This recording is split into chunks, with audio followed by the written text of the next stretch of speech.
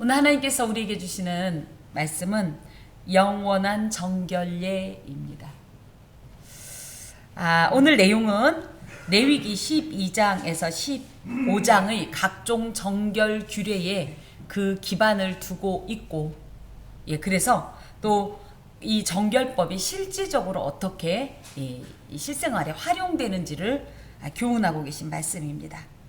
구약 율법을 크게 나누어 보면, 구분을 해보면 도덕법이 있습니다. 그리고 또 시민법 등이 있는데 그 중에 하나가 정결법이에요. 그런데 우리가 구약 율법 하면 대부분이 뭐를 많이 기억하냐면 이 정결법을 많이 기억합니다. 그만큼 구약 율법 중에서도 굉장히 특정적인 분야이고요. 죄와 관련됐다라고 하기 때문에 더욱더 민감합니다.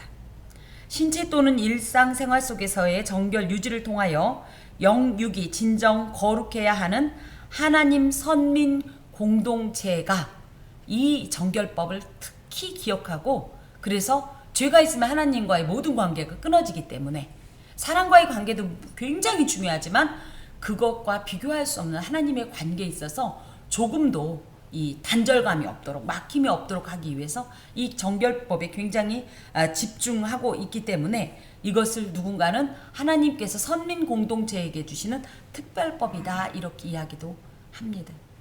실제적으로 각 종교 안엔 신에게 나름대로 자신이 신에게 무언가를 빌거나 기원하거나 어떤 내용을 하긴 하지만 이렇게 기독교처럼 죄에 대해 민감한 종교는 없어요.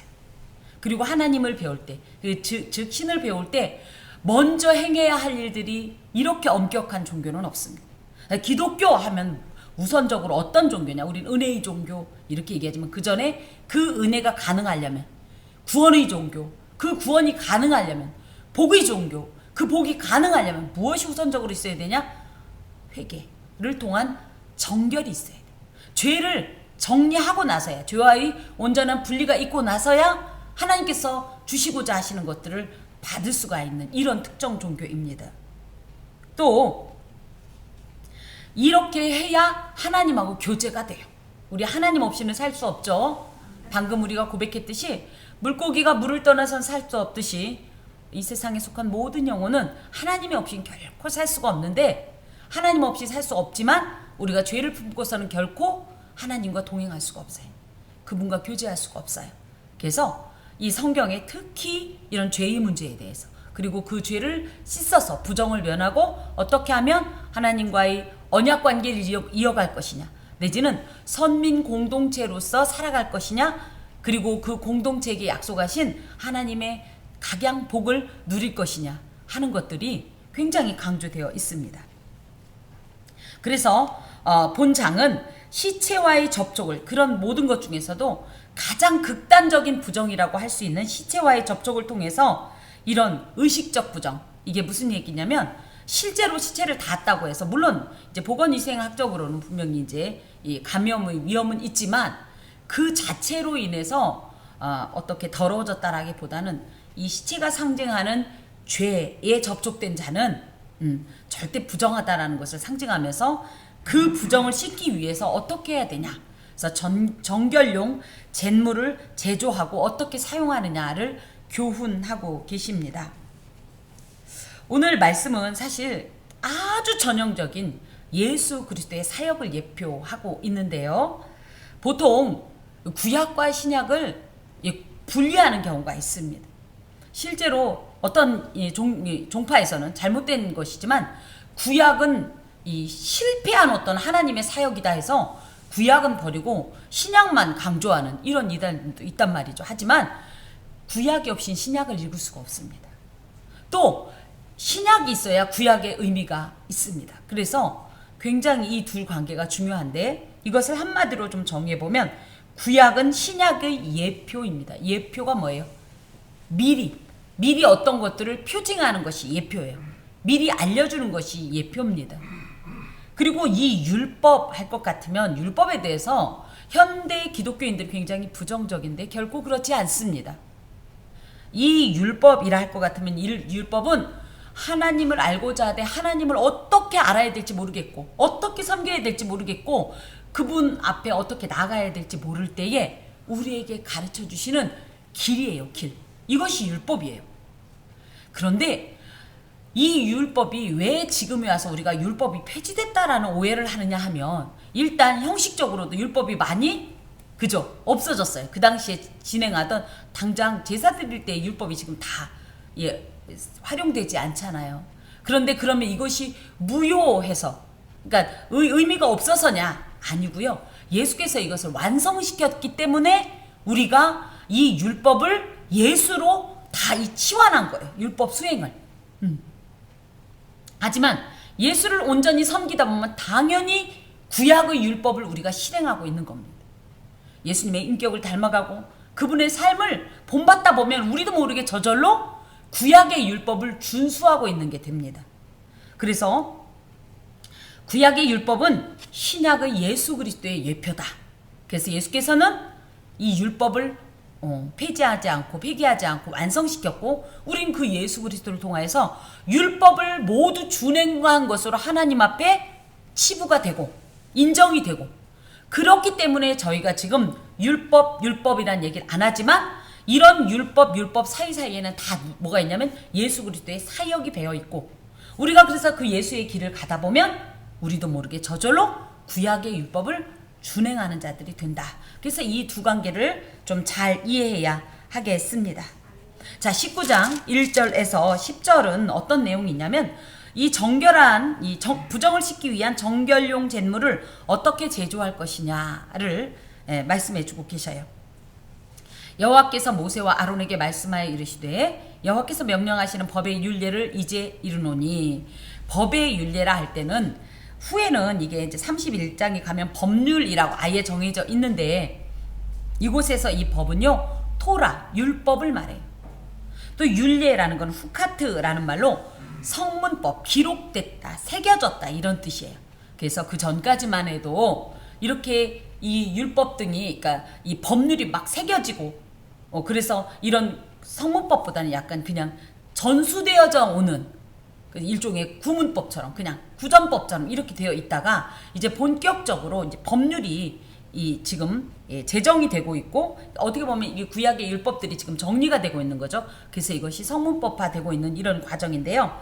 그래서 왜 그러냐 했더니 그동안은 부모로부터 배우고 그때마다 필요한 어떤 율법을 교훈받았다면 이제 이후의 세대는 이 성문법으로 제정되어진 이 법의 율례 즉 법률을 준행해야 되고 또 그것을 두고 자신의 후손들에게도 가르쳐야 할 만큼 굉장히 중요한 내용이라 하나님께서 이것을 법률화 하시겠다라는 말씀이에요.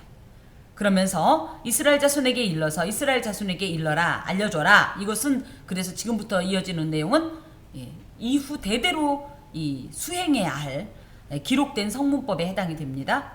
온전하여 흠이 없고 아직 멍에 매지 아니한 붉은 암송아지를 내게로 끌어오게 하고 그래서 여기에 온전하고 흠이 없고 아직 멍에 매지 아니한 이 안에는요 일단 온전하다라는 것은 신체적인 결함이 없고 이 붉은 암송아지가 그래서 뭐 한쪽 눈이 찌그러졌다든지 뿔이 한쪽이 꼬부라졌다든지 그쵸?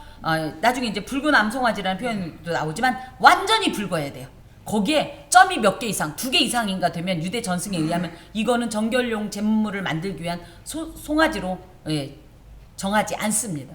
그래서 모든 것에 있어서 하나님께서 정하신 이 어떤 기준을 완벽하게 갖춘 그런 존재를 가져오라는 거예요. 또 아직 멍에 매지 아니했다라는 말은 경제적 세속적 이익을 위해서 절대 멍에를 왜 매요? 사람이 부리려고 그저 일시키려고 그런데 멍에를 매지 않았다는 것은 아직 그런 노동을 하지 않은 그런 송아지라는 거예요.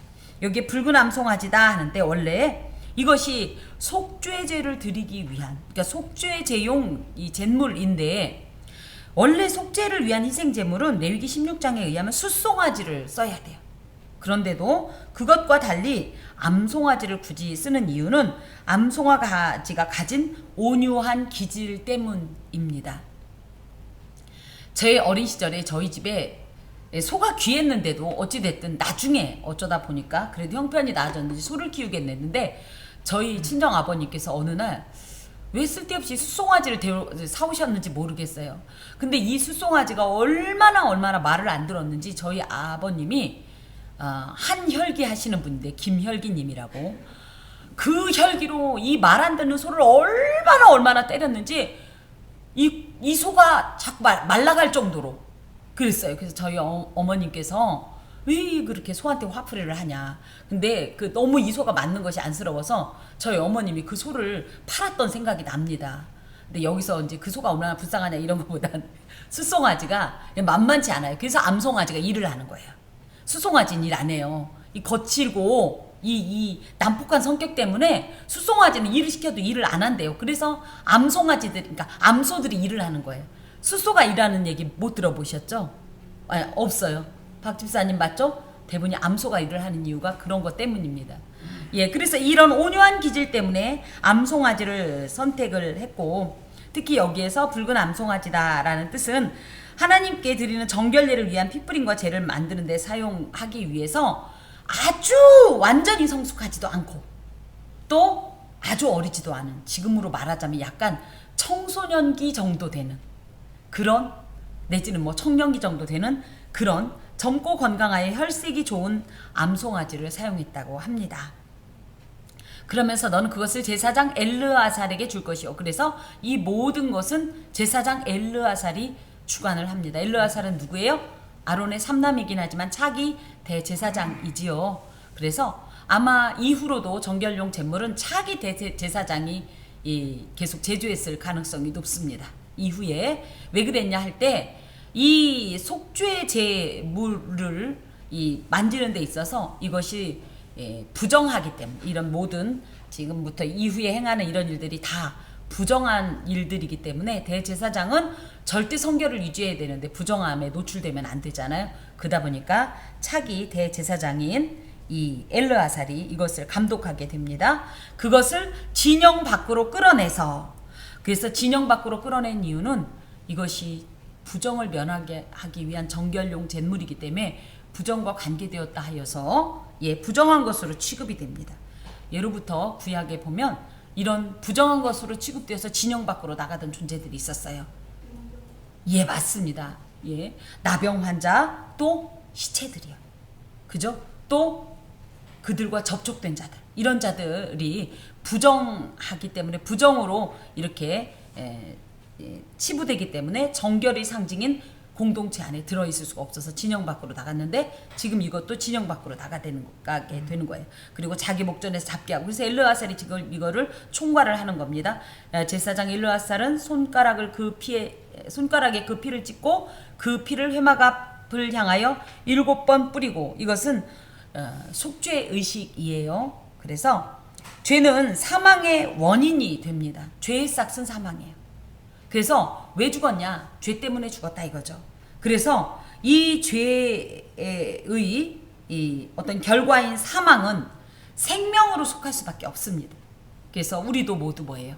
죄 지은 자지만 예수 그리스도의 생명으로 속함 받는 것 아니겠습니까? 그래서 죄는 사망의 원인으로 생명을 상징하는 피를 뿌리게 되는데, 히브리서 9장 22절에 보면 피 흘림이 없이는 사함이 없다라는 이 원칙이 이곳에서 나오는 겁니다. 그러면서 이렇게 부정한 자의 죄값에 대한 속죄 사역을 하는 것인데요. 이것을 어디에다 뿌리냐고 했더니 회막 앞을 향하여. 회막엔 무엇이 있을까요? 지성소 안에 언약궤의 이 뚜껑인, 그죠? 법궤의 뚜껑인 속죄소가 있습니다. 그래서 하나님의 속죄소를 향해서 뿌리라는 거예요. 그래야 이 죄 사함이 가능하다라는 것을 상징하고, 또 7번 뿌린다라는 것은 하나님과의 이 모든 관계가 완전하게 회복된다. 그러니까 완전한 속죄, 완전한 구원, 이것을 의미하기 위해서 7번을 뿌립니다. 그래서 죄에 대한 속죄 사역으로 말미암아 부정한 자들에게 생명이 주어질 수 있는 구원의 길이 열렸다라는 것을 공식적으로 선포하는 행동이 뭐냐면 그 붉은 암송아지의 피를 회막 앞을 향하여 7번 뿌리는 거예요.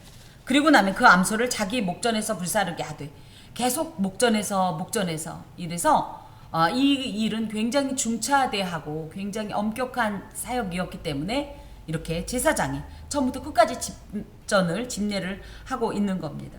그 가죽과 고기와 피와 똥을 불사르게 하고 동시에 백향목과 우슬초와 홍색실을 가져다가 암송아지를 사르는 불 가운데 던져라 이렇게 되어 있습니다.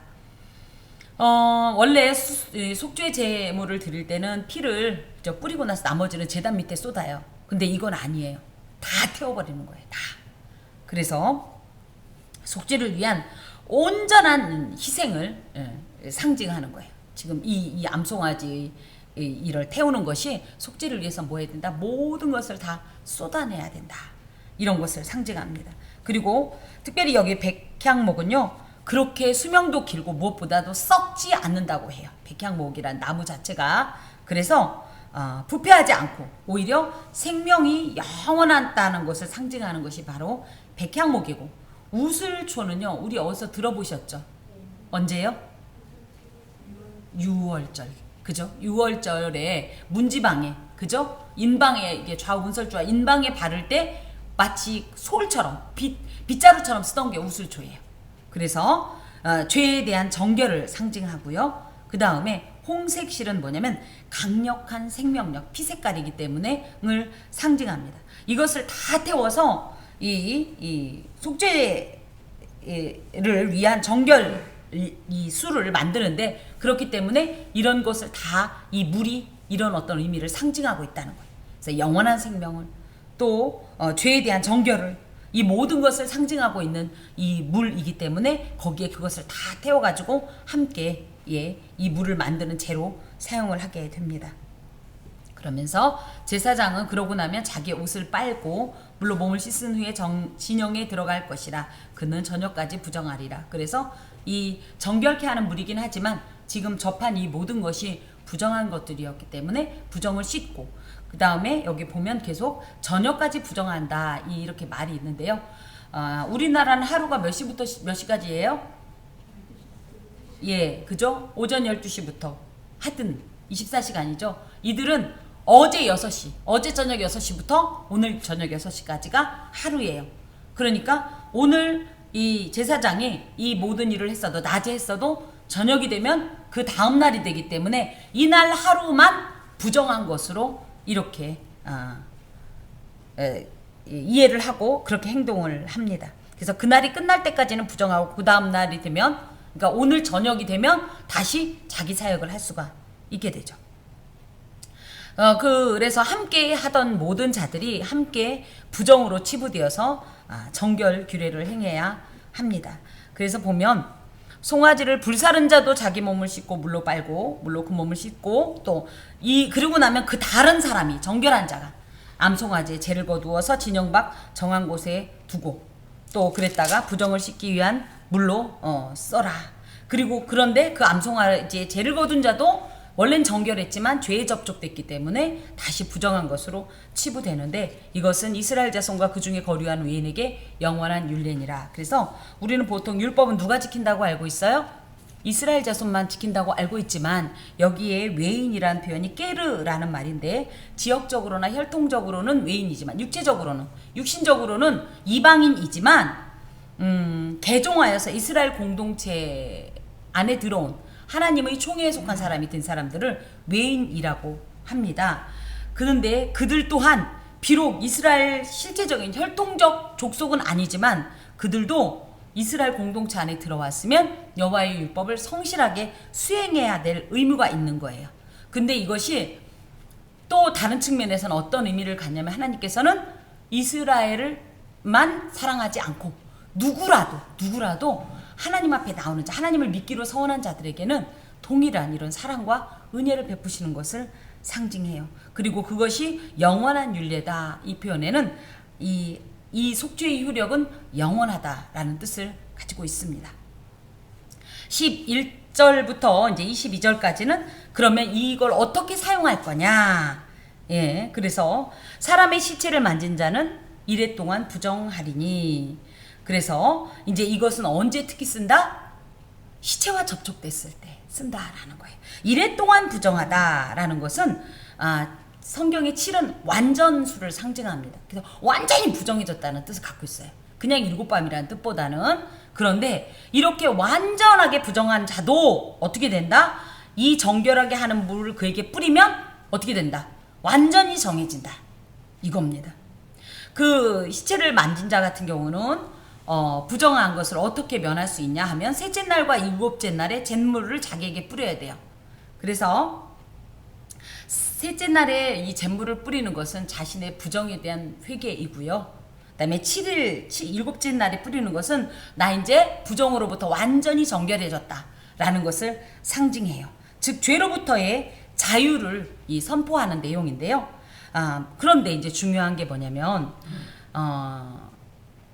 이 12절 아래쪽에 보면 셋째 날과 일곱째 날에 자신을 정결하게 하지 아니하면 그냥 부정하니 누구든지 죽은 사람의 시체를 만지고 자신을 정결하게 하지 아니하는 자는 여호와의 성막을 더럽힐 것이요 그가 이스라엘에게서 끊어질 것은 정결하게 하는 물을 그에게 뿌리지 아니하므로 깨끗하게 되지 못하고 그 부정함이 그대로 있음이니라. 그래서 만약에 정결례를 행하지 않으면 이게 굉장히 어려운 일도 아니잖아요. 그죠? 잿물만 좀 뿌리면 되는데 이 쉬운 것조차 안 하면 어떻게 된다? 그냥 부정한 상태가 돼요. 그러면 그냥 부정하고 말아가 아니라 이 부정은 어떤 결과를 낳냐? 이스라엘에서 끊어집니다. 이스라엘에게서 끊어진다는 얘기가 뭐냐 할 것 같으면 하나님의 언약 관계 속에서 제외된다는 얘기예요. 이제 더 이상 하나님 백성도 아니고 하나님 자녀가 아니란 뜻이에요. 왜냐하면 부정한 상태에서는 거룩하신 하나님을 배울 수가 없기 때문에. 그래서 우리가 어떤 행동을 해요? 수시로 하나님을 배우면서 마치 3일차에 물을 뿌리는 것처럼 우리 자신의 이런 죄들을 자꾸만 회개를 하는 이유가 뭐예요? 하나님에게서 끊어지지 않기 위해서예요. 자, 그러면서 또 이 시체를 만지자 뿐 아니라 또 다른 이 시체와 관련된 이 부정의 사례들을 소개하고 있습니다. 장막에서 사람이 죽었을 때 그때 그 장막에 들어갔거나 그 장막에 함께 있으면 이 사람도 어떻다? 이래 동안 부정한 사람이에요. 아마 이것은 물론 뭐 우리 이제 의학 공부하는 아들도 있긴 한데 이 시신이 이제 이렇게 사람이 죽게 되면 그로부터 파생되어지는 여러 가지 아마 세균들이나 바이러스 등이 있을 거예요. 그것에 감염될 수 있기 때문에. 그래서 이것은 굉장히 좀 보건의학적인 측면도 있지만 하나님께서는 죽음과 관계된 모든 것은 다 뭘로 보냐면 죄의 결과를 보기 때문에 종교적 상징도 큽니다. 그래서 죄의 그야말로 그 모양이라도 악은 모양이라도 버리라고 한 것처럼 그 모양이라도 한 부분이라도 닿았으면 다 부정으로 치부가 되는 거예요. 그래서 누가 그러죠. 내가 뭘 그렇게 잘못했다고. 맞습니다. 크게 잘못한 사람도 있지만 큰 잘못을 하지 않았어도 하나님 앞에서 보면 뭐다? 모두 다 얘는 요만큼 지은 자, 얘는 이만큼 지은 죄 이렇게 보지 않는다는 거. 모두 다 뭘로 보는 거예요? 그냥 죄인이에요. 하얀 옷이 있는데 살짝 무언가가 튀었어요. 많이 튀었건 적게 튀었건 뭐예요? 이 튄 건 튄 거예요. 똑같은 거예요. 죄가 그런 거예요. 그래서 어찌됐든 이런 사람들이 부정한 자로 시체로 인해서 부정한 자인데 또 15절에 보면 아주 좀 특이한 것이 뚜껑을 열어놓고 덮지 아니한 그릇 또 부정해요. 그래서 이런 거 같은 경우는 이제 일반 그릇이기도 하겠고 뭐 예를 들어 요즘 같으면 봉투 같은 것에 뭘 넣어놨어도 이것을 딱 묶어놓지 않았으면 그러니까 뭐 그 시대엔 그런 거는 아니었겠지만 그만큼 엄격하게 죄에 대해서 하나님께서 구분하신다는 거예요. 또 누구든지 들에서 칼에 죽은 자나 시체나 사람의 뼈나 무덤을 만졌으면 이래 동안 부정하리니 이거는 의도성을 갖지 않고 자기도 모르게 우연히 시체에 접촉된 상태예요. 우리나라는 한번 시신을 매장하고 나면 시신을 만질 일이 있어요, 없어요? 없어요. 지금 현재 매장의 풍습으로 따지자면 화장장 말고요. 그런데 이스라엘은 아니에요. 이스라엘은 예를 들어 무덤이 우리나라 같은 형태도 아니고 동굴을 파서 그 안에 넣는 거예요. 그리고 어떻게 뚜껑을 대충 덮어요. 돌문으로 덮어요. 예수님의 이 장사 모습을 보면 상상이 가잖아요. 그랬는데 사람들이 이게 무덤의 돌문인지 아니면 이 집에 무슨 사용되어지는 가족의 무슨 창고인지를 모른다. 그럴 때 어떻게 해요? 그 돌문에 손을 얹었다. 그럼 이게 워낙은 뭐예요? 무덤을 만진 자예요. 그쵸? 그런데 사람들이 그걸 몰라서 자꾸 부정해지니까 후에 신약에 그런 얘기 나오는데 회칠한 무덤이라는 표현이 나와요. 회칠한 무덤. 이게 뭐예요? 이 하얗게 해놓으면 여긴 무덤이라는 거예요. 똑같은 동굴이라도. 그래서 부정을 면하게 하려는 이런 일이 있었습니다. 물론 예수님께서 이 말씀을 하셨을 땐 이게 이제 단순한 무덤이라는 어떤 표시를 넘어서 자기 나름대로의 치장을, 무덤을 치장하던 자들의 이런 관습 때문에 예수님께서 책망하셨지만 어찌됐든 이렇게 해서도 무덤을 만지게 되면 아무리 고의적이지 않았더라도 우연히라도 죄를 지은 거에 대해서는 반드시 속죄의 행동을 해야 되는 거예요. 그래서 우리가 이런 기도하죠. 알고 지은 죄나 모르고 지은 죄. 난 생각도 안 하고 돌을 던졌더니 뒤에선 내 돌에 개구리가 맞았어요. 근데 우리는 모르고 갔어요. 그쵸? 그 개구리는 우리는 그냥 돌이지만 얘는 맞아서 어떻게 됐어요? 죽었어요.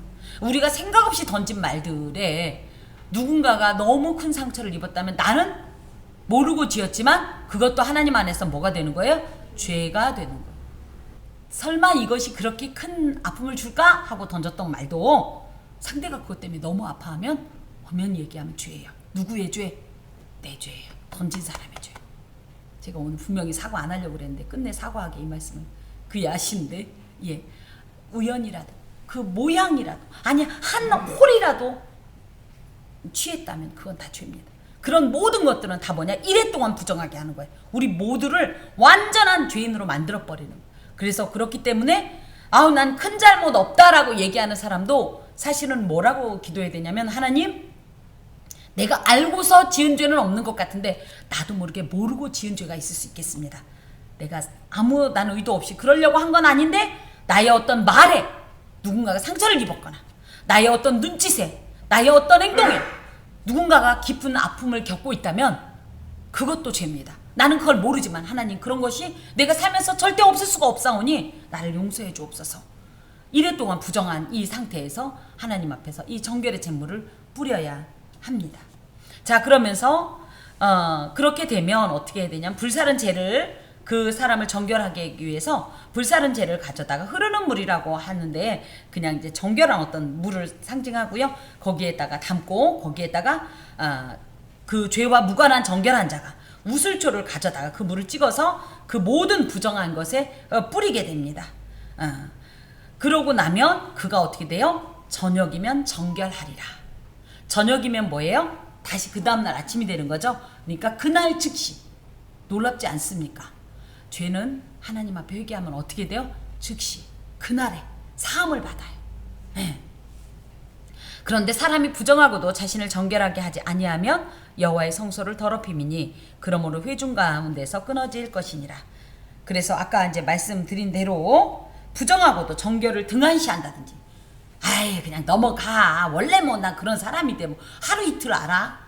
내가 그런 사람인지 몰랐어? 나 그런 뜻으로 한 거 아니잖아. 이렇게 등한시한다든지 내지는 뭐 이런 거 갖고 그렇게 깐깐하게 회개하라고 그래요 라고 거부한다든지 불순종하게 되면 어떤 결과가 나오냐면 여전히 죄 가운데 있기 때문에 하나님의 총회 이스라엘 공동체 안에서 즉 언약 백성 공동체 안에서 내지는 언약 관계에서 하나님께서 네가 나의 사랑하는 자녀가 되면 내가 너한테 이런 걸 주겠다고 했던 이 모든 것이 다 캔슬이 돼버린다는 얘기예요. 그리고 더 무서운 건 뭐예요? 하나님과의 관계가 완전히 끊어져 버려요. 죄를 품고 있으면 그 죄를 해결하지 않으면 하나님이 말씀하셔도 우리가 듣지를 못해요. 죄에 기가 막히고 영이 어두워져서. 그래서 즉각 우리가 반복하여 저지르는 실수라도 늘 얼른 회개해서 이것을 청산해야 하나님과의 관계가 구부러지지 않고 끊어지지 않고 더하여서 이게요 어느 날 두다 보면 단단하게 내 거로 만들어져요. 습성이 돼버려요. 습관이 돼버린다고요. 그러면 마음이 어떻게 되냐? 양심이 화인 맞은 양심이 돼서 그 죄로 인해서 죄가 떡갱이가 지다 보니까 자기 이 양심의 기능을 제대로 하지 못하게 만들어요. 그래서 여러분 부끄러워요. 저도 그런 얘기 하기 싫어요. 하나님 앞에 내가 잘못했다고 하기 싫어요. 분명히 이유가 있었기 때문에 얘기했다고 얘기하고 싶어요. 그런데도 불구하고 이것 때문에 계속 마음이 불편하다면 빨리 하나님 앞에 토하셔야 합니다. 더욱이 그냥 시간이 좀 오래되면 좀 없어지지 않나? 절대 그런 일은 없어요. 절대 그런 일은 없어요. 시간이 아무리 지나도 죄는 그대로 남아있습니다. 아니 그대로만 남아있으면 얼마나 좋겠어요. 죄는 생각보다 무섭습니다. 증식역이요. 그래서 처음에는 1 정도의 어떤 강도로 시작되었던 내지는 내 안에 있었던 죄가요. 점점 성장하다 나중에 나를 먹어버려요. 그 일을 빨리 해결했으면 되는 걸. 또 우리 스스로는 절대 부정을 면할 수가 없어요. 반드시 뭐예요? 외부로부터 정결한 자가 우슬초에 묻혀서 찍은 그 정결수만이, 그 정결 규례를 행하여야만이 우리가 부정을 면할 수가 있어요. 그래서 그냥 단순히 사람끼리 아이고 미안해요 라고 이렇게 그냥 우리 스스로 해결해서는 안 돼요. 반드시 이것이 하나님 앞에서 해결이 돼야 돼요. 하나님 앞에서. 예.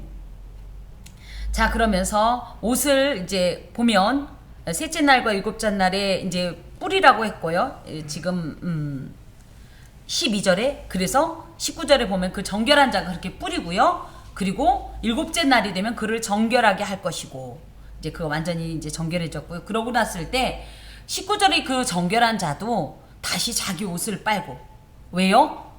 부정한 자와 접촉했으니까. 그만큼 보세요.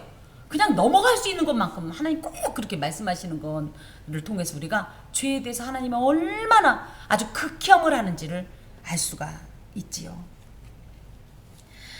왜 이렇게 하나님께서 이렇게 부정에 접촉되는 것에 민감하냐 하면요. 죄는요. 절대 나 혼자 죽지 않는다니까요.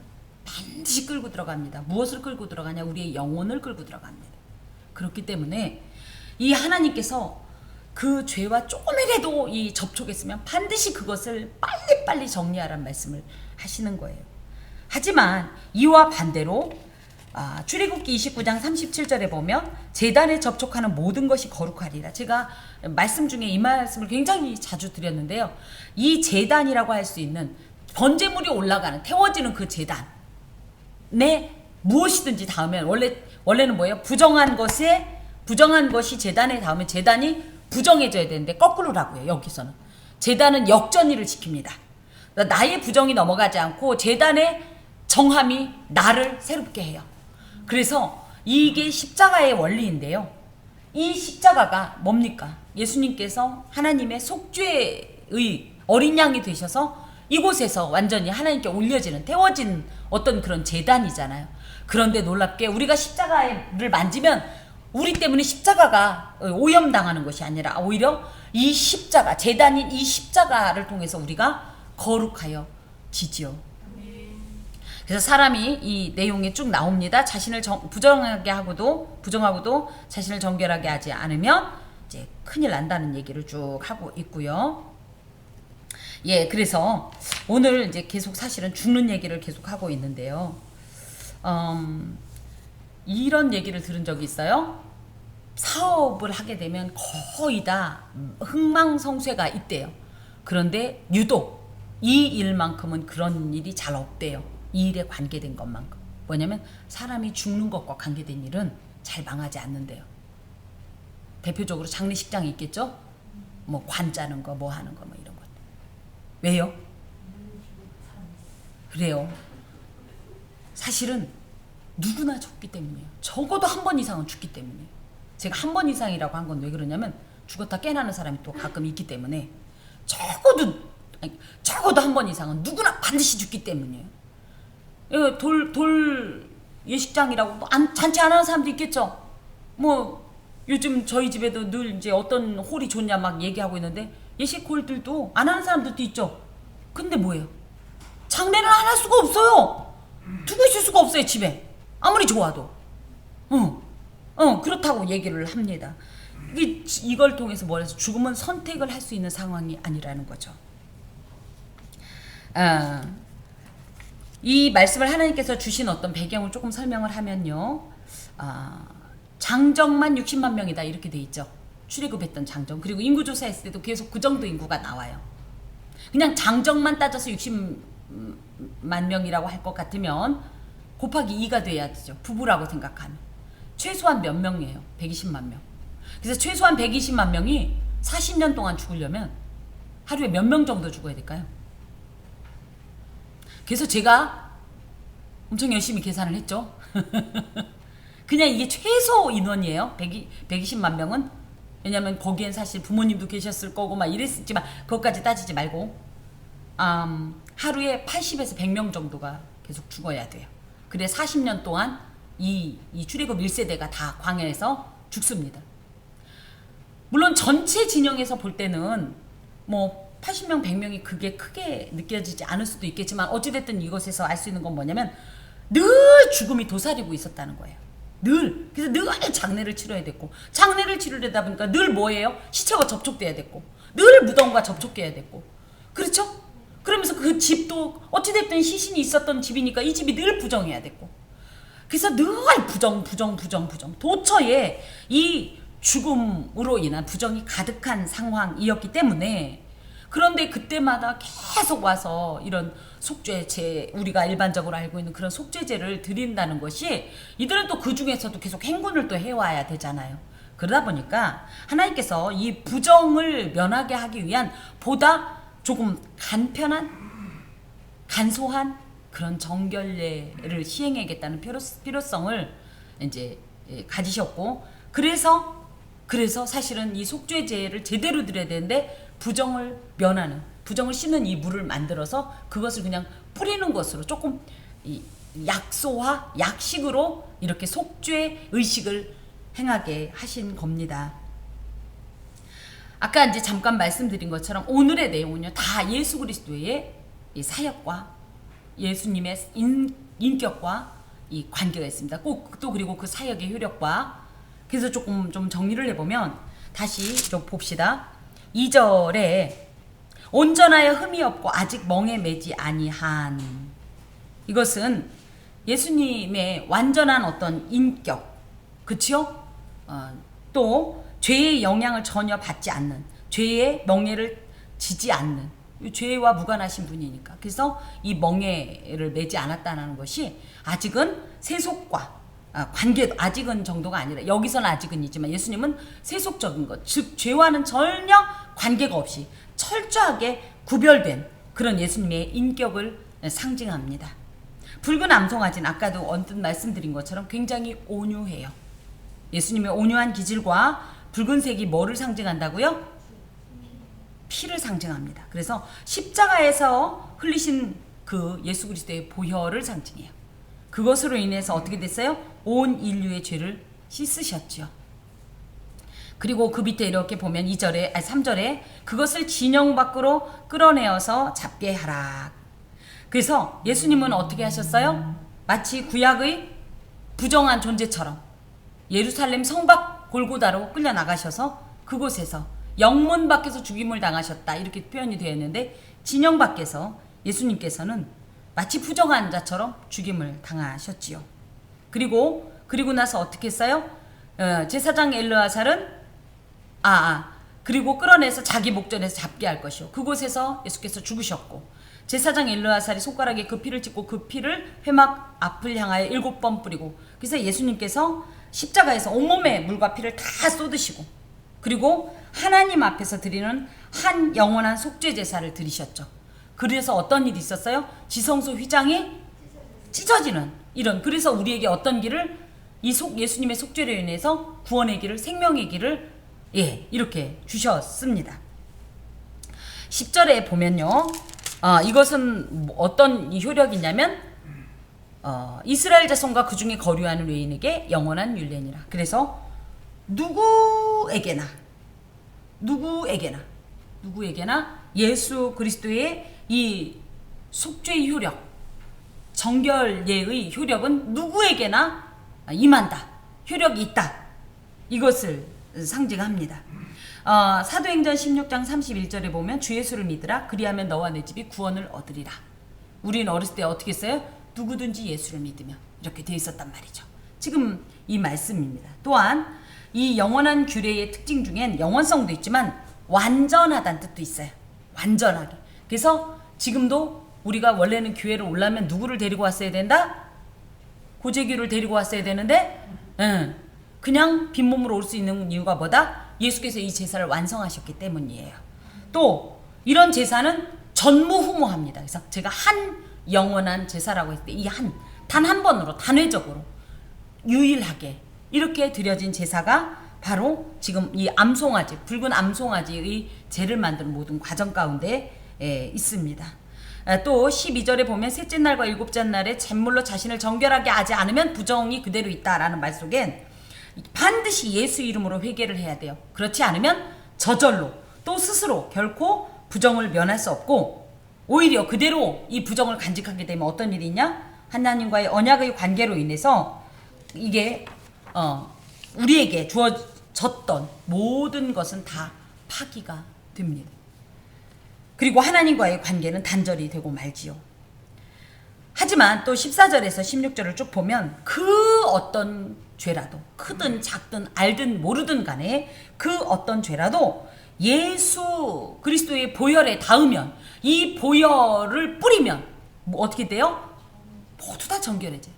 믿기만 하면, 예수님을 믿기만 하면 이 죄의 문제는 해결이 됩니다. 그 이름 앞에 나와서 회개하고 하나님과의 이런 이 하나님 앞에서 이 우리가 짊어지고 있는 이 죄가가 다 해소가 되는 이런 역사가 이 말씀 가운데 있습니다. 그래서 결국 정결례를 위한 제물은 누구의 예표냐면 예수 그리스도의 예표예요.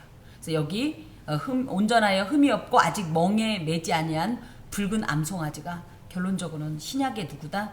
예수 그리스도로서 이 모든 정결 제물이 예수 그리스도의 사역이었고, 그 효력은 영원한 것을, 그리고 반드시 그 제물에 우리가 제물을 뿌려야 살 수 있다라는 것을 오늘 이 말씀을 통하여서 하나님께서 주시고 계십니다.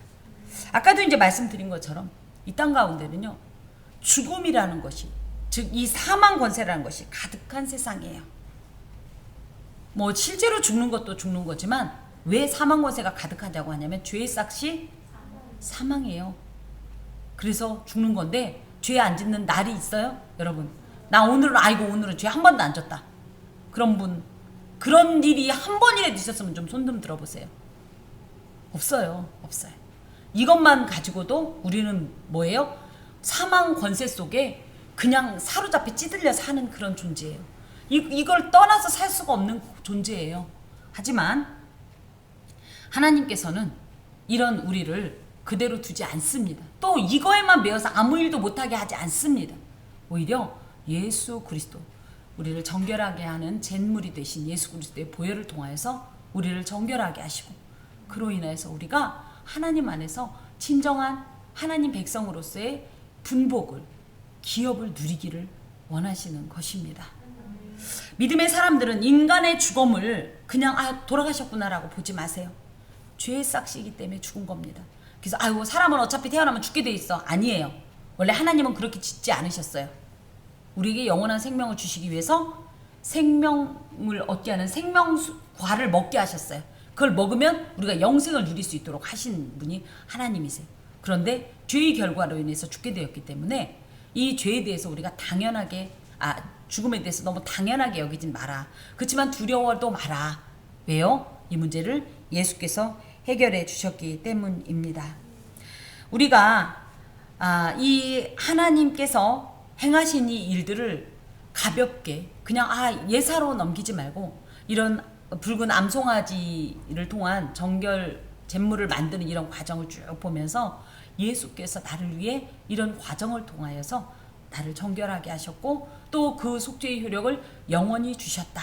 그리고 이 모든 것은 하나님의 위대하고 은혜롭고 신비롭고 오묘한 구원 행동이다라는 사실을 기억하시면서 우리가 하나님 앞에 와서 회개할 때도 이것이 뭐다? 예수 그리스도의 보혈을 뿌리는, 정결하게 하는 잿물을 뿌리는 이런 사역이고, 이것을 위해 예수께서 어떤 희생을 하시고 어떤 은혜를 베푸셨는가를 생각하시면서 감사하시고, 무엇보다도 수시로 무시로 잿물을 뿌림으로 말미암아 하나님과의 관계가 영속되어지길, 이 영원한 정결례이신 예수 그리스도의 사역에 감사하기를 바랍니다. 기도하겠습니다. 주님, 하나님께서 주신 것들은 정말로 너무 오묘하고, 이 말씀 속에 이렇게 예수 그리스도의 전 사역을 담았을 줄은, 이것을 통해서 끊임없이 교훈하시고 그래서 우리를 살리게 하시니 감사합니다.